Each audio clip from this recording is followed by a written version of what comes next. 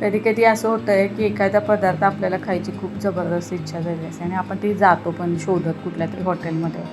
पण होतं आहे काय की तिथं गेले ना ती नेमकी तोच पदार्थ असतो ना तो तिथे अवेलेबल नसतो. असंच माझं झालं होतं गीता पावभाजीमध्ये जेव्हा मी गेली होती. तर आजचा हा ब्लॉग माझा त्याच रेसिपीवर आहे. रेसिपी म्हणजे असं काही म्हणता येणार नाही कारण मी काही एवढी मोठी अशी म्हणजे एकदम एक्सपर्ट कुक नाही आहे. पण जेव्हा माझ्या मनात काही असं खाण्याची इच्छा वगैरे असते ना तर मी सुद्धा इकडं तिकडे असं काहीतरी थोडेसे पदार्थ इकडच्या तिकडचं असं बघून ना स्वतःचं काहीतरी बनवण्याचा प्रयत्न चालू असतो माझा.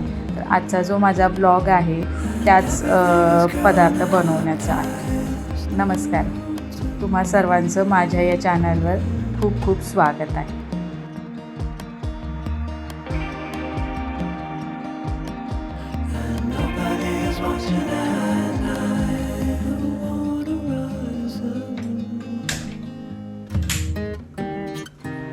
मिसळ खायची इच्छा झाली पण ती काही मिळाली नाही त्या दिवशी, म्हणून आज ठरवलं स्वतःच बनवते. कुकरमध्ये बटाटे आणि मटकी शिजवली आणि तिथूनच माझा हा मिसळपाव बनवण्याचा प्रवास सुरू झाला.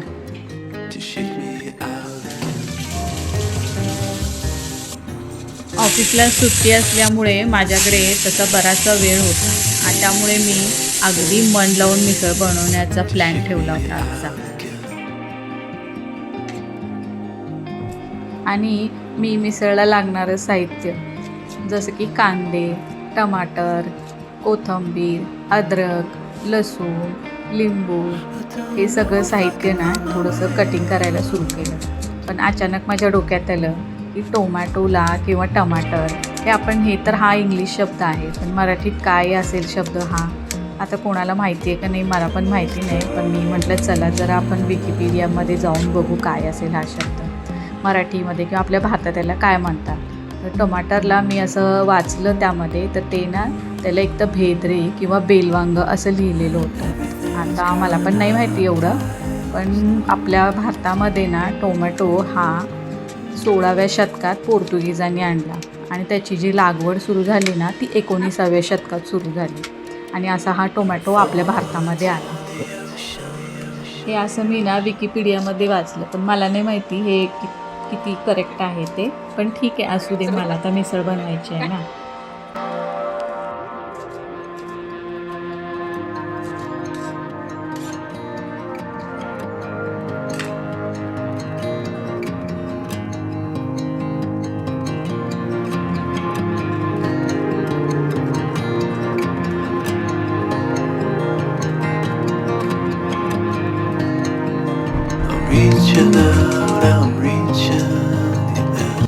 हा सगळा मसाला लागणारा तर कटिंग करून घेतला. पण आता मेन म्हणजे मिसळला लागणारा फरसाणा म्हणजे ना आता जसं बघायला गेलं तर कोल्हापूरच्या माझ्या पद्धतीप्रमाणे आम्ही जे मिसळ खातो त्याच्यामध्ये मोठ्या जो असं फरसाणा असतं ना ते नाही वापरत. आम्ही काय करतो तिकडे बारीक शेव आणि बारीक चिवडा असतो आणि थोडासा फरसाणा असतो. पण इकडे आता मी पुण्यात बघते ना तर ते तसा फरसाणा काही इकडे मिळत नाही. पण मी काय विचार केला ठीक आहे आपण ना कल्याणचं भेळचं होतं, मला त्याच्यात मस्त चित्र दिसलं होतं म्हणून म्हटलं ठीक आहे असेल तर मी ते घेतलं. पण तसं काही झालं नाही. त्या कल्याण भेळचा जो फरसाणा होता तो नॉर्मलच रेग्युलरच फरसाणा होता. आणि मग त्याच्यानंतर कुकरमधून मी काय केले बटाटे वगैरे जे शिजलेले होते ते काढून घेतले, कापून घेतले.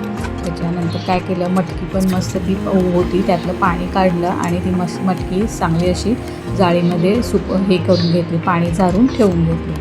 मग तोपर्यंत माझा सगळा मसाला कांदा, टमाटर, कोथिंबीर हे सगळं रेडी झालं होतं. मग त्याच्यानंतर मी काय केलं सगळा कांदा टमाटर प्युरी पहिले करून घेतली. त्याच्यानंतर आलं लसूण कोथिंबीरचा मसाला एकदम करून घेतला. मग झाला मसाला तयार माझा.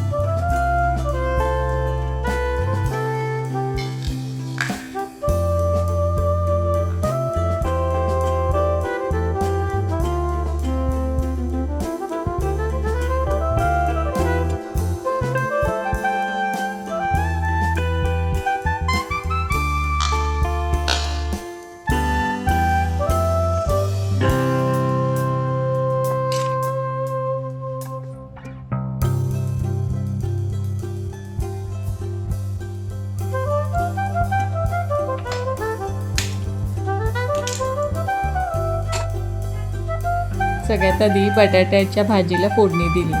तेल टाकलं, जिरे टाकले, हळद टाकले आणि उकडलेले बटाटे जे कटिंग करून घेतले होते ते टाकले आणि ते मस्त हलवून घेतले आणि त्याच्यानंतर मीठ टाकलं आणि ती भाजी काढून बाजूला ठेवून दिली. मग मी पुढची प्रोसिजर म्हणजे आपली मेन प्रोसिजर जी की मिसळची. पण त्याच्या आधी मला काय कांदा आणि टमाटरची प्युरी करून घेणं गरजेचं होतं. मसाला तर फक्त आता सगळं कटिंग करून ठेवला होता. मग पटकन मिक्सरमध्ये काय केलं, कांदा टमाटरची प्युरी करून घेतली. लागलीच त्याच्यासोबत आलं लसूण आणि कोथिंबीरची सुद्धा प्युरी करून दोन्ही बाजूला वेगवेगळे ठेवून घेतले.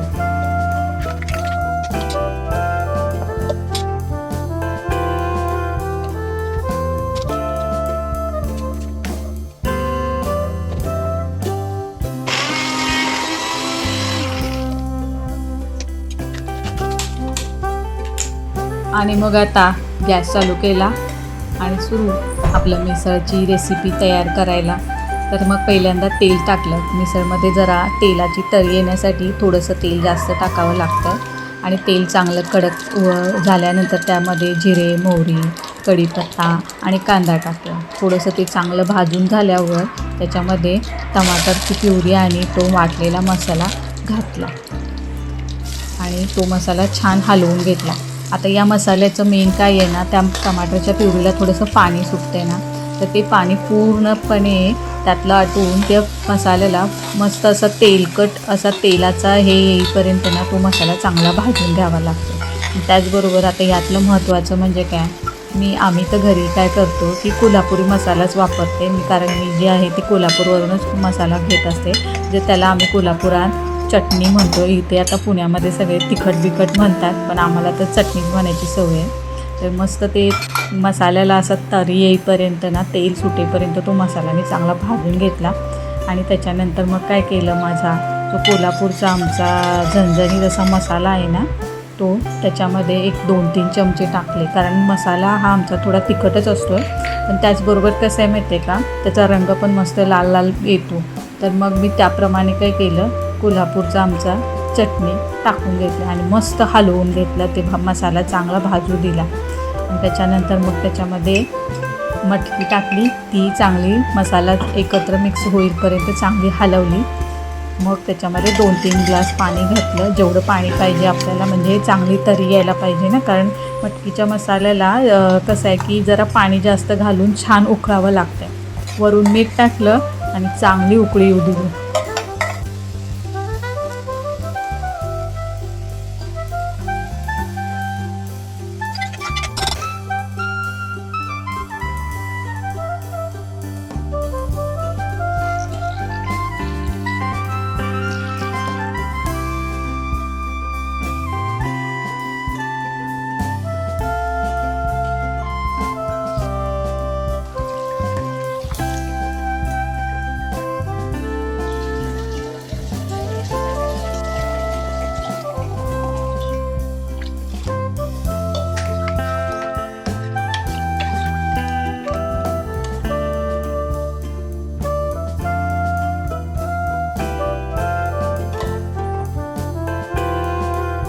मिसळच्या रशाला चांगली उकळी येईपर्यंत मी आपलं थोडंसं इकडं तिकडं करून घेतलं. थोडंसं वाट पाहिली, छानपैकी मिसळला उकळी येऊ दिली, कारण ती मिसळची जितकी चांगली उकळी येईल ना, तितका चांगला त्याचा एकदम तरी येते.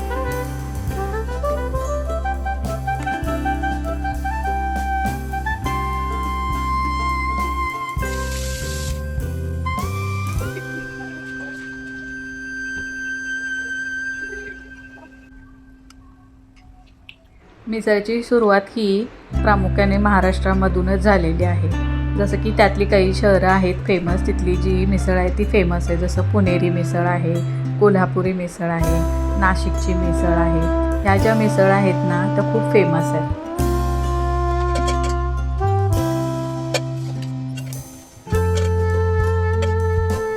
मिसळचा खरा अर्थ म्हणजे ॲक्च्युली मिसळ म्हणजे ना मिश्रण आहे. हे मिश्रण आहे मटकीची जी उसळ आहे, त्याच्यानंतर फरसाणा, कांदा, लिंबू, मिरची, बारीक शेव, कोथिंबीर आणि बटाटा, उकडलेल्या बटाट्याची भाजी. हे आहे सगळ्याचं एक मिश्रण आणि असा तो शब्द तयार झालेला आहे मिसळ. म्हणजे हा खाद्यपदार्थाचं नाव याच्यावरून मिसळ बनवून. त्यासोबत आता कसं पाव, आता कोल्हापूरमध्ये ब्रेड स्लाईस वापरतात, पुण्यामध्ये पाव असतो आणि त्यामध्ये अजून मिसळमध्ये अजून काही प्रकार केलेले आहेत, जसं की दही मिसळ आहे. जर त्याच्यामध्ये दही ॲड केलं तर दही मिसळ आहे. तर अशी आहे ही महाराष्ट्राची शान मिसळ पाव. आणि या मिसळचा सगळ्यात महत्त्वाचा घटक म्हणजे ना तर्री किंवा कट आलेला रस्सा हा खूप महत्त्वाचा घटक आहे. या रश्श्यावर किंवा या तर्रीवरच या मिसळची चव ठरली जाते.